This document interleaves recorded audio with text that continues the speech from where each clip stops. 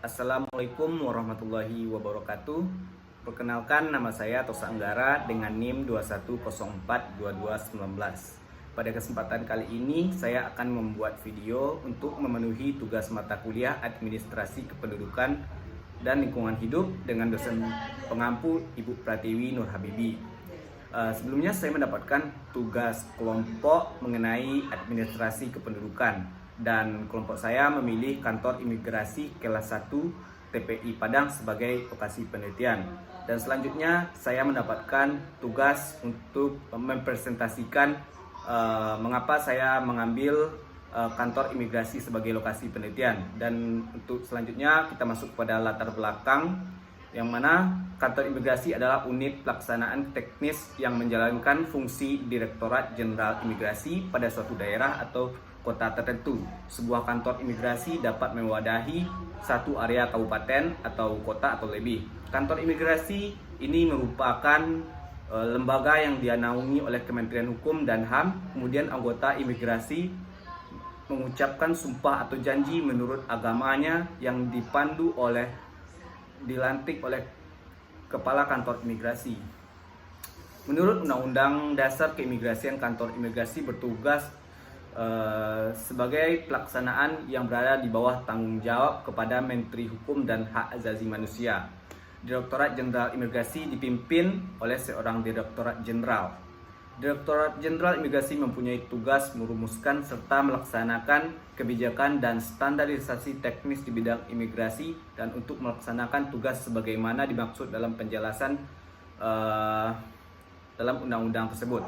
Direktorat Jenderal Imigrasi menyegarakan fungsi yang pertama itu perumusan kebijakan di bidang imigrasi, yang kedua pelaksanaan kebijakan di bidang imigrasi, yang ketiga penyusunan norma, standar, prosedur, dan kriteria di bidang imigrasi, yang keempat pemberian bimbingan teknis dan evaluasi di bidang imigrasi, dan yang kelima pelaksanaan administrasi Direktorat Jenderal Imigrasi. Nah, berdasarkan penjelasan di atas, maka dapat kita ambil pemahaman bahwa di kantor imigrasi ini melayani administrasi kependudukan, terutama dalam imigrasi dan pembuatan paspor. Nah, selanjutnya mengenai tujuan dari kegiatan ini. Adapun tujuan dari laporan KKL ini mengenai administrasi di kantor imigrasi kelas 1 Kota Padang untuk mengevaluasi dan menganalisis kinerja serta pelayanan administrasi yang diberikan oleh kantor tersebut. Laporan observasi ini bertujuan untuk mengetahui persyaratan permohonan paspor, penerapan pelayanan paspor, dan peningkatan efektivitas pelayanan. Selain itu, laporan KKL ini juga dapat membantu dan menyoroti area-area di mana kantor tersebut dapat melakukan perbaikan, serta memberikan rekomendasi untuk peningkatan kualitas pelayanan administrasi di kantor imigrasi kelas 1 Kota Padang. Dan apa sih kaitan antara kegiatan ini dengan materi perkuliahan? Nah, kantor imigrasi kelas 1 Kota Padang merupakan instansi yang berwenang dalam memberikan surat izin perpindahan penduduk. Secara lengkapnya, Dinas Imigrasi bertugas dalam bidang yang pertama penyusunan rencana, evaluasi, dan pelaporan di bidang lalu lintas keimigrasian. Yang kedua pelayanan paspor, dan yang ketiga pelayanan surat perjalanan laksana paspor bagi orang asing. Yang keempat pelayanan pas lintas batas. Yang kelima pemeriksaan dokumen keimigrasian. Yang keenam pemberian tanda masuk dan tanda keluar. Yang ketujuh penolakan pemberian tanda masuk dan tanda keluar. Nah, berdasarkan hal tersebut, kantor Dinas Imigrasi kelas 1 Kota Padang berkaitan dengan administrasi kependudukan. Namun, administrasi kependudukan yang dimaksud di sini mereka hanya melayani masalah perpindahan kependudukan, bukan pendataan kependudukan secara merata. Nah, kita selanjutnya masuk kepada pelaksanaan kegiatan. Untuk kelompok saya melakukan pelaksanaan kegiatan observasi dan penelitian pada tanggal 20 November 2023. Bertepatan pada hari Senin sekitar jam 2 siang. Untuk teknik pengumpulan datanya, kami menggunakan teknik observasi, wawancara, dan interview serta dokumentasi. Hasil yang didapatkan sesuai dengan rumusan masalah beberapa pertanyaan yang kami buat, maka hasil yang kami dapatkan yang pertama yaitu mengenai kemajuan teknologi dalam meningkatkan pelayanan kependudukan. Nah, dalam meningkatkan pelayanan dan kemudahan masyarakat, kantor imigrasi memberikan pelayanan berbasis digital. Pelayanan ini sebenarnya sudah lama diterapkan tetapi belum sempurna. Namun karena wabah Covid yang melanda Indonesia kemarin membuat adanya keterbatasan masyarakat dalam melakukan kegiatan, sehingga masyarakat merasa kesulitan dalam beraktivitas di luar. Agar tidak terjadi penyebaran virus yang lebih banyak, maka lembaga imigrasi terpaksa harus meningkatkan semaksimal mungkin dalam pemberian pelayanan kepada masyarakat. Lembaga imigrasi dipaksa keras untuk berpikir memperbarui sistem yang sudah ada sebelumnya. Oleh karena itu, hampir semua layanan yang diberikan Dinas Imigrasi bisa dilakukan secara online. Salah satu layanan yang bisa dilakukan lewat aplikasi yaitu dalam pembuatan paspor. Bagi masyarakat yang akan mengajukan permohonan pembuatan paspor dapat menggunakan aplikasi M-Paspor yang bisa diunduh melalui Play Store untuk Android dan App Store untuk iOS. Kemudian kelebihan dan kekurangan dalam pemberian pelayanan offline dan online. Sejauh dalam penggunaan aplikasi M-Paspor ini, masyarakat sangat banyak memberikan respon yang positif. Banyak masyarakat merasa puas dan lebih dimudahkan dengan adanya sistem ini.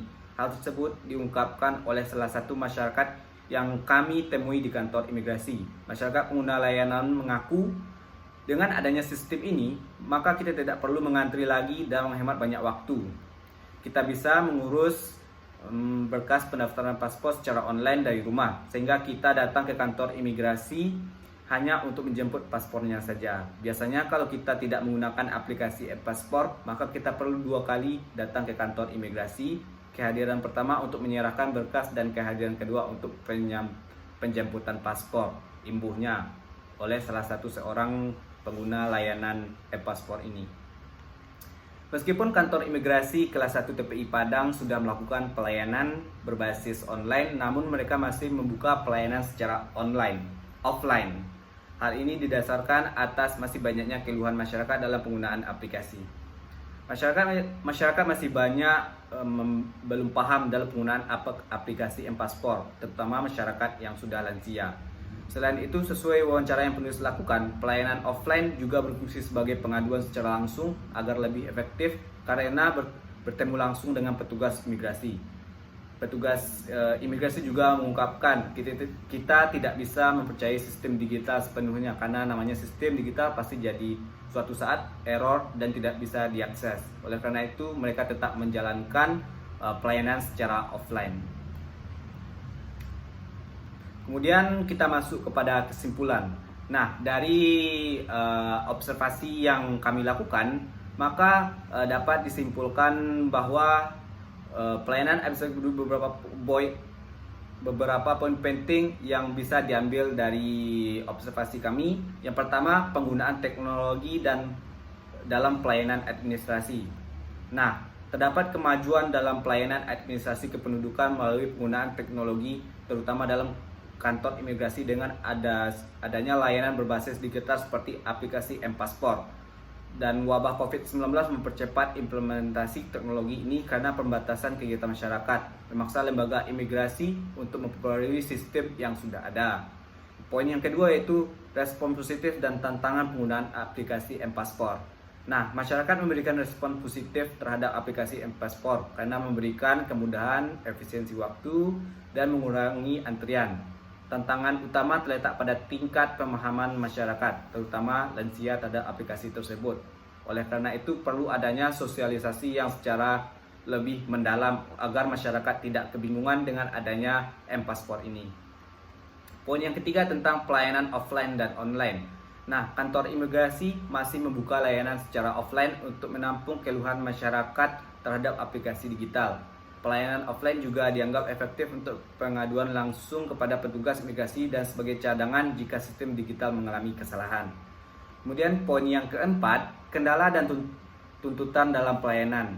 Nah, kendala terbesar adalah tingkat pemahaman masyarakat terhadap teknologi baru ini, terutama kalangan lansia. Ada kebutuhan untuk memastikan ketersediaan layanan offline sebagai cadangan untuk pengaduan langsung. Kesimpulannya, meskipun terdapat kemajuan dalam pelayanan administrasi kependudukan melalui teknologi, terutama dengan aplikasi M-Paspor, masih ada tantangan dalam penggunaannya, terutama terkait pemahaman masyarakat dan keandalan sistem digital.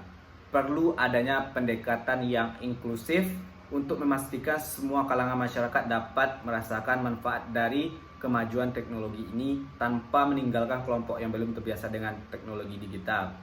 Nah, sekian pemaparan video saya pada hari ini. Jika ada salah dan janggal, saya mengucapkan mohon maaf. Wabillahi taufiq wa hidayah. Wassalamualaikum warahmatullahi wabarakatuh.